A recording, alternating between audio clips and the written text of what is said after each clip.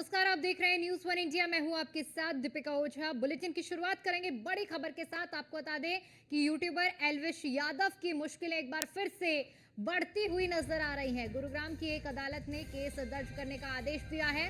बताते चले कि एल्विश के साथ सिंगर राहुल यादव यानी कि फाजिलपुरिया पर भी केस दर्ज करने के आदेश दिए गए हैं।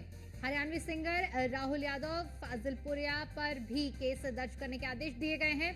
अदालत ने पशु क्रूरता अधिनियम के तहत केस दर्ज करने का आदेश दिया है।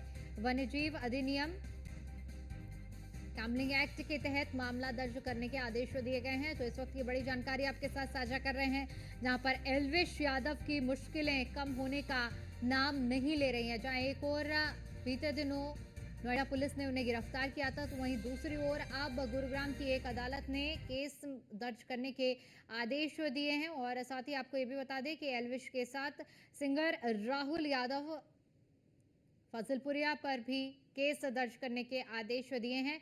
तो न्यूज़ वन इंडिया पर हम वो एक्सक्लूसिव कॉपी भी आपको दिखा रहे हैं, जहां पर ये आदेश गुरुग्राम की एक कोर्ट की ओर से दिए गए हैं। अदालत ने पशु क्रूरता अधिनियम के तहत केस दर्ज करने का आदेश दिया है। वहीं इसी खबर पर ज्यादा जानकारी के साथ हमारे ब्यूरो चीफ निशांत शर्मा हमारे साथ जुड़ चुके हैं। निशांत, देखिए, जिस तरह से ये पूरा प्रकरण सामने आया था, अब एल्विश यादव की जो मुश्किलें हैं वो कम होने का नाम नहीं ले रही हैं। गुरुग्राम की अदालत की ओर से भी केस दर्ज करने के आदेश दिए गए हैं। देखिए, पीएफए द्वारा एक याचिका डाली गई थी और जिसके बाद ये मुकदमा दर्ज किया गया है, हालांकि कोर्ट के आदेश पर, जिसमें additional chief magistrate Manoj Rana के कोर्ट के आदेश पर ये जो है बादशाहपुर थाने में ये एफआईआर दर्ज हुई है, जिसमें एल्विश यादव के साथ में जो है जो फैजलपुरिया और राहुल यादव, इनके खिलाफ मुकदमा दर्ज हुआ है। इसमें साफ तौर पर बताया गया है कि पशु क्रूरता अधिनियम, वन्य जीवन अधिनियम और गैमलिंग एक्ट के तहत ये मामला दर्ज किया गया है।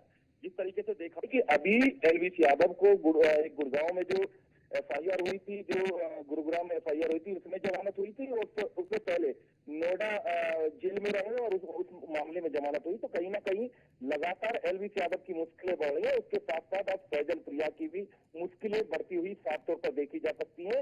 हालांकि पीएफए के जो मेंबर हैं, उनके द्वारा ये एफआईआर दर्ज कराई गई थी, और उसके बाद जो है अब जो बादशाहपुर थाने की जो पुलिस है, गुरुग्राम की जो पुलिस है, वो कहीं ना कहीं जांच करने के बाद कार्रवाई करेगी। और जो आरोप लगाए गए हैं, जिस तरीके से गंभीर आरोप लगाए गए हैं, इसी तरीके के आरोप पहले नोएडा थाने में जो मुकदमा दर्ज हुआ था, उसमें यही धारा लगाई गई थी।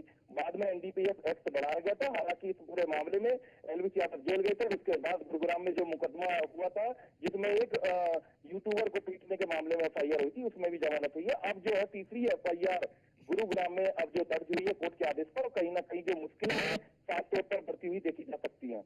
बिल्कुल निशांत, क्योंकि ये जो मामला है कहीं ना कहीं अब साफ तौर पर देखने को मिल रहा है कि मुश्किलें कम होने का नाम नहीं ले रही। बहुत बहुत शुक्रिया आपका हमारे साथ जुड़ने के लिए और इस जानकारी के लिए।